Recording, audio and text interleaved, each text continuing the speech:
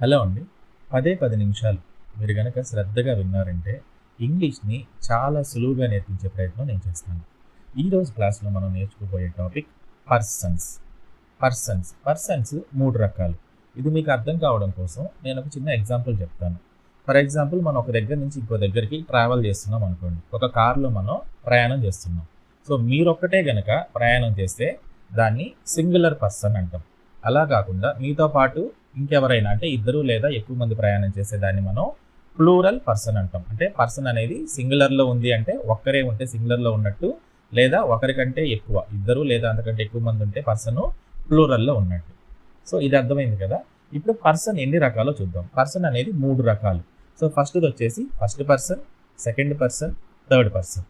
So ఇది అర్థం కావడం కోసం నేను మీకు బాగా తెలిసిన ఒక ఇంగ్లీష్ సెంటెన్స్ని ఎగ్జాంపుల్గా చెప్తాను. For example, I love you. So I love you అనే సెంటెన్స్ మీరు వినే ఉంటారు. సో ఈ సెంటెన్స్లో ఐ అనే పదం ఎవరు? నేను అనేది ఏంటి? సింగిల్. సో ఐ అనేది ఫస్ట్ పర్సన్ ఇక్కడ.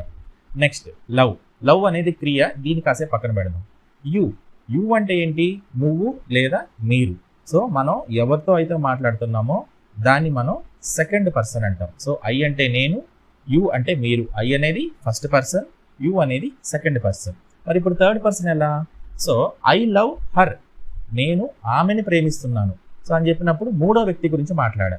సో మన ఇద్దరం మాట్లాడుకునేటప్పుడు నేను మూడో వ్యక్తి గురించి నేను ఆమెను ప్రేమిస్తున్నానని చెప్పాను. సో అప్పుడు ఆమె ఏమవుతుంది? ఆమె థర్డ్ పర్సన్ అవుతుంది. సో ఇప్పుడు పర్సన్స్ అర్థమైంది కదా. ఐ అంటే ఫస్ట్ పర్సన్, యు అంటే సెకండ్ పర్సన్, హర్ అంటే third person. So person singular ఉంటుంది, ప్లూరల్ ఉంటుంది. ఇప్పుడు దాకా నేను చెప్పింది కనుక అర్థమైతే ఇప్పుడు మనం క్లాస్లోకి ఎంటర్ అవుదాం. పర్సన్స్లో first person.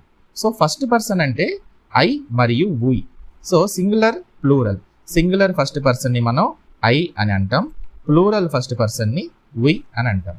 Next second person. Second పర్సన్లో సింగులర్ని మనం యు అని అంటాము, అదేవిధంగా ప్లూరల్లో మనం యు అనే అంటాం. గమనించండి, రెండు ఒకటే. సెకండ్ పర్సన్లో మనం సింగులర్ అయినా సరే ప్లూరల్ అయినా సరే యు అనే వాడతాం. నెక్స్ట్ ఇప్పుడు థర్డ్ పర్సన్. థర్డ్ పర్సన్ వచ్చేసి సింగులర్లో హీ, షీ, ఇట్. అదే ప్లూరల్లో అయితే దే. ఇప్పుడు నెక్స్ట్ మనం వర్బ్ గురించి నేర్చుకుందాం. సో వర్బ్ అనేసరికి క్రియ. సో ఫర్ ఎగ్జాంపుల్ నేను ఈరోజు తీసుకున్న ఎగ్జాంపుల్ వచ్చేసి గోయింగ్ అనే ఒక ఎగ్జాంపుల్ తీసుకుందాం. గో అనే ఒక ఎగ్జాంపుల్ తీసుకుంటాను. వర్బ్ గో అంటే మీకు తెలుసు కదా, వెళ్ళడం. సో ఈరోజు క్లాస్లో మనం ఇంగ్ అంటే ప్రస్తుతం జరిగే లేదా ప్రస్తుతం చేసే పనిని గురించి మాట్లాడేటప్పుడు మనం ఇంగ్ అనే దాన్ని మనం వర్బ్కి జోడిస్తాం. సో గో అనే పదానికి ఇంగ్ మనం కలిపితే గోయింగ్ అవుతుంది. సో ఇప్పుడు ఈ గోయింగ్ అనే పదాన్ని ఈ రకరకాల పర్సన్స్లో ఈరోజు క్లాస్లో నేర్చుకుందాం. సో అంతకంటే ఎక్కువ చెప్పినా సరే మీరు కన్ఫ్యూజ్ అవ్వడానికి ఛాన్స్ ఉంది.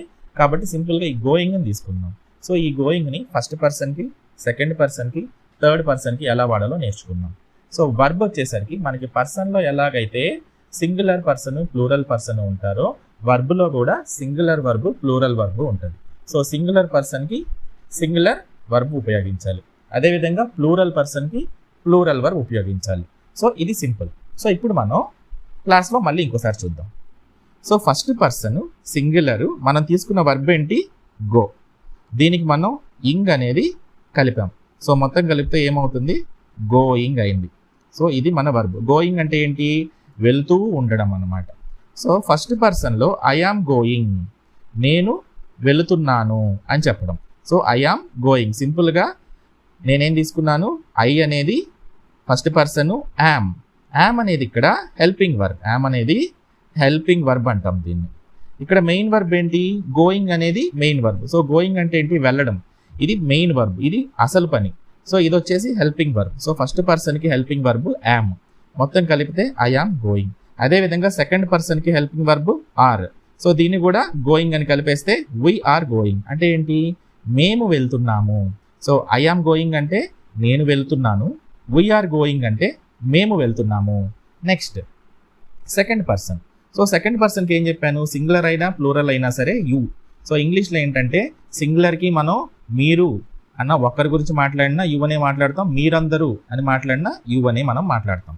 సో వీటికి helping verbs, helping verb HP అంటే హెల్పింగ్ వర్బ్స్ అన్నమాట. దీనికి ఆర్, దీనికి కూడా ఆర్ఏ ఉపయోగిస్తాం.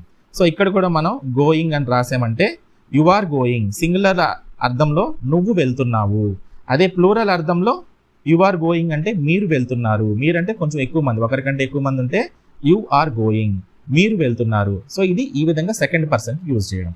Next third person. So third person దగ్గరికి వచ్చేసరికి హీ అంటే అతను, షీ అంటే ఆమె, ఇట్ అంటే అది వస్తువు అయి ఉండొచ్చు, కారు, వెహికల్, ఇలాగా ప్రాణం లేని వస్తువుల్ని మనం ఇంగ్లీష్లో ఇట్ అనే పదం ఉపయోగిస్తాం అనమాట. సో ప్లూరల్ ఏముంటాయి? THEY దే అంటే వారు, వాళ్ళు అని అర్థం. సో వీటికి హెల్పింగ్ వర్బ్స్ వచ్చేసి సింగులర్కి ఈజ్ వాడతాం, ప్లూరల్కి ఆర్ వాడతాం. సో ఇక్కడ కూడా మనం ఈ గోయింగ్ అనే వర్బ్ని యాడ్ చేద్దాం. ఇప్పుడు ఏమవుతుంది?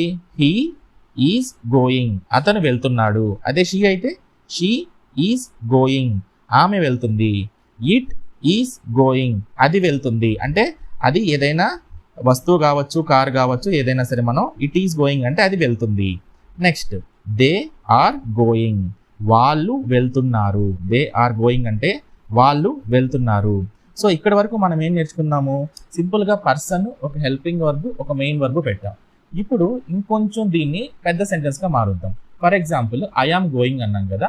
So I am going to school, నేను బడికి వెళ్తున్నాను అని చెప్పినప్పుడు ఏం చేస్తామంటే TO2 అనే పదం మనం వాడతాం. సో ఫస్ట్ పర్సన్లో ఏంటి? ఇక్కడ I am going to school అనేది యాడ్ చేశాను. So I am going to school, నేను స్కూల్కి వెళ్తున్నాను. అదే ప్లూరల్లో we are going to school, మేము స్కూల్కి వెళుతున్నాము. నెక్స్ట్ అదే సెకండ్ పర్సన్లోకి వస్తే you are going to school, నువ్వు స్కూల్కి వెళ్తున్నావు. అదే మనం ప్లూరల్ సెన్స్, ఆ సెన్స్లో వాడాలంటే you are going to school, వాక్యం మారదు కానీ అర్థం మారుతుంది. ఏంటి? మీరు స్కూల్కి వెళ్తున్నారు అని అర్థం అనమాట. నెక్స్ట్ ఈ థర్డ్ పర్సన్కి కూడా మనం టు స్కూల్ అనేది యాడ్ చేద్దాం. So he is going to school, అతను స్కూల్కి వెళ్తున్నాడు.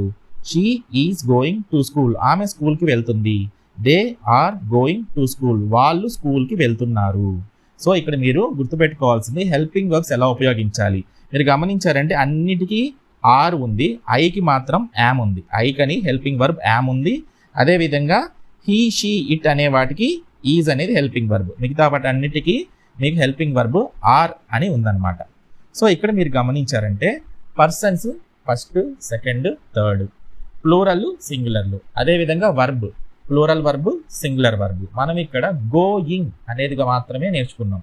గోకి మనకి టెన్సెస్ ఏంటంటే గో, వెంట్, గాన్. అది కాకుండా గోయింగ్, ఇంకా GOES గోస్. వర్బ్ అనేది మన కార్లో గేర్లు ఉన్నట్టు రివర్స్ గేర్ తీసేస్తే మొత్తం 5 గేర్లు అండి. ఆ విధంగా మనకి ఇక్కడ 5 ఫార్మ్స్ ఉంటాయి వర్బ్కి. So 5 forms. ఫర్ ఎగ్జాంపుల్ గోకి చెప్తే go, went, gone, going, goes. So ఇవన్నమాట వర్బ్ ఫార్మ్స్. వీటి గురించి మనం డీటెయిల్గా ఫర్దర్ క్లాస్లో నేర్చుకుందాం. సో ఇప్పుడు దాకా నేను చెప్పిన క్లాసు మీకు గనక అర్థమై ఉంటే నేను మీకు ఇప్పుడు ఒక టాస్క్ ఇస్తాను. దానికి ఆన్సర్ మీరు కామెంట్ సెక్షన్లో మెన్షన్ చేయండి. ఇప్పుడు మనం స్కూల్కి వెళ్తున్నాను అనే దాని గురించి మాట్లాడాం కదా. సో ఇక్కడున్న పర్సన్స్ అన్నిట్లో మీకు కావాల్సిన ఇష్టమైన పర్సన్స్ని ఒక 4 ఎంచుకోండి. అంటే ఐ, యూ, ఈ, షీ, ఇట్ అనమాట.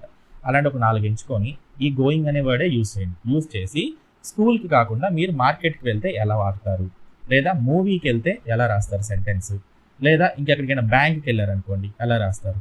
సో ఇలాంటివి ఒక 4 ఎగ్జాంపుల్స్ మీకు నచ్చినట్టుగా మీరు కామెంట్ సెక్షన్లో మెన్షన్ చేయండి. అప్పుడు నాకు అర్థమవుతుంది మీకు ఈ క్లాస్ ఎంత మాత్రం అర్థమైంది అనేది నాకు అర్థమవుతుంది. సో నెక్స్ట్ క్లాస్ నేను కంటిన్యూ చేయడానికి నాకు అదొక మోటివేషన్లా ఉంటుందండి. సో మీకు కనుక ఈ వీడియో నచ్చుంటే లైక్ చేయండి. సో నెక్స్ట్ వీడియోలో మళ్ళీ కలుసుకుందాం. Thank you. జై Hind. Thanks for watching. To support me, please do like and subscribe to my channel, Sai Chand Academy.